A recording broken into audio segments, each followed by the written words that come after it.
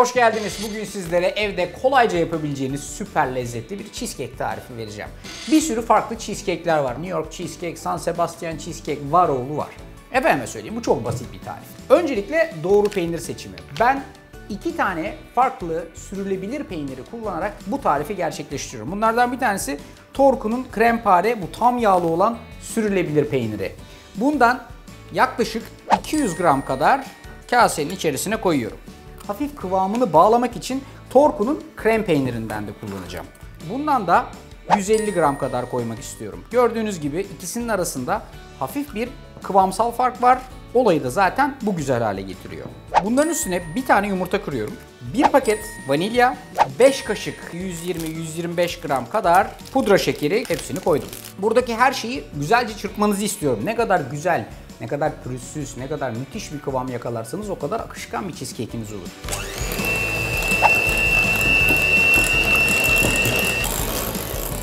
İşte efendim birkaç saniye içerisinde gayet böyle pürüzsüz ve akıcı bir kıvama geliyor. Şimdi bu bunun lezzetli, güzel, peynirli iç harcı. Ben yapmayacak mıyız? 7 aylık mısınız Naz Hanım? Tebrik ediyorum. 7 aylık Naz Hanım istedi diye bir taban yapacağız buna. Çok farklı tabanlar yapabilirsiniz. Alt tarafına böyle kek vesaire vesaire ama bence en lezzetlisi böyle bir tam buğday unundan tam buğdaylı bir bisküvi kullanmak. O yüzden 1 paket kadar Torku'nun tamını aldım. Böyle hiçbir şey yapmadan sadece elimle mıncıklayarak güzelce eziyorum bunu. Aynı zamanda omuz, sırt, boyun güzel bir egzersiz oluyor böyle. Bunun üzerine yaklaşık 2 tepeleme yemek kaşığı kadar erittiğiniz tereyağından ekliyorsunuz. Sonra da taban donduğunda çok daha iyi tutsun diye 1 yemek kaşığı kadar bal ekliyorsunuz. Bu 1 yemek kaşığı bal, inanın bana, böyle güzel bir şekilde en son soğudukça kıvamını bağlıyor ve müthiş bir hale getiriyor. Her şeyi güzelce karıştırıyorum ve bu noktada da şöyle elinizi sokup iyice yoğurabilirsiniz. Her yer tereyağdan ve içine koyduğumuz baldan nasiplensin. Öyle güzelce yoğurduk. Bu da bizim tabanımız. Bu tabanı nasıl daha lezzetli hale getirebiliriz başka? Kesmedi mi bu lezzeti? Yani hani değişiklik aslında. Değişiklik sevenlerdenseniz efendim, İsterseniz buna fındık koyabilirsiniz Şehnaz Hanım. Fındığı kavurursunuz böyle güzel. Koyabilirsiniz, baharat da koyabilirsiniz. Bence bunun içerisine en güzel ceviz, hem kıtırlığı da arttırır. Şahane olur. Sonra her işe yarayan bardaklarınızdan alacaksınız ve bunun böyle tabanına bu bardağı kullanarak güzelce bastırıp eşit bir taban oluşturacaksınız.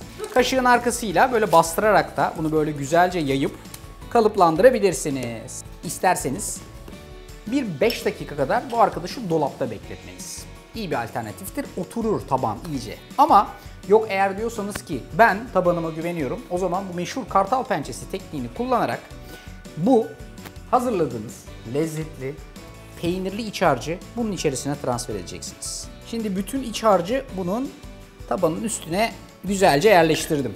Gördüğünüz gibi zaten içinde kullandığımız peynirlerin genel yapısından ve dokusundan mütevellit böyle hafiften böyle birazcık akışkan ama böyle kas katı olmayacak güzel ve lezzetli bir kıvam var. Ama pişirirken buna birazcık da yardımcı olmamız lazım. Şöyle ki farklı cheesecake pişirme teknikleri, modelleri vesairesi var. Mesela biz restoranda ne yapardık biliyor musun Naz? Uzun pişirirdik, üstü kapalı, altına kenarlarına su koyardık böyle ve bembeyaz çıkardı. Ben onu çok severim. Fakat burada yapacağımız hafif böyle kenarları belli belirsiz renk alacak ama üstü yine akışkanlığını koyacak. Bu üstü yanık cheesecake'lerden ben pek haz etmiyorum. Dikkatli bir vaziyette bunun üstünü alüminyum folyo ile kapatıyorum. Fırına gidiyoruz. 140 dereceye fanlı ayarda önceden ısıtılmış fırın, tel koyduk ve 35-40 dakika kadar 140 derecede böyle pişireceğiz. Sonra çıkartıp soğutacağız. İlk çıktığı zaman ortası birazcık böyle kımıl kımıl, oda sıcaklığına geldikçe biraz daha gövdelenecek, kımıl kımıllığını koruyacak. 35 dakikanın sonunda bu arkadaşın işi tamamdır. Dikkatli bir vaziyette bunu fırından çıkartıyorum.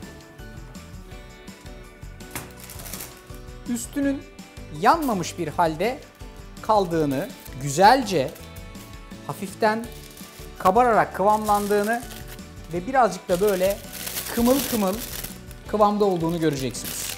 Bunu bu şekilde bekletirseniz donacaktır. Yok derseniz ki üstü birazcık daha hafif kabuklansın.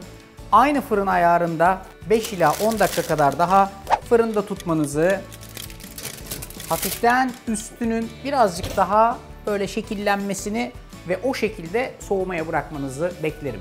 Şimdi bunu soğuttuk. En son böyle çemberin etrafından bıçakla bir iz verdik ve çıkartacağız çemberden. 19 santimlik çember, hop açıyorsunuz. Laps kenarından kurtarıyorsunuz ve mükemmel bir atlayış. Bak. Şimdi bunu dilimleyeceğim. Amacım hani ortası hafif akışkan, kenarları birazcık gövdeli bir cheesecake yapmaktı. Bakalım başarmış mıyım? Bence tam bir laps anına doğru gidiyorsun Berşan. Ortasının akması istediğim şeydi. Üstüne de birazcık böyle frambuaz sos. Şimdi yiyoruz. Peki ya akışkan cheesecake istemezsek ne yapacağız? Akışkan cheesecake istemezseniz bunu o zaman yaklaşık 55 dakika, 60 dakika kadar pişireceksiniz. Mükemmel bir atlayış. Mis gibi süt kokuyor. Kaliteli peynir cheesecake'in olmazsa olmazıdır. Efendim tarifi beğenmeyi, uygulamayı ve bu kolay cheesecake'i siz de böyle benim gibi götürmeyi ihmal etmeyin. Hepinize afiyet olsun.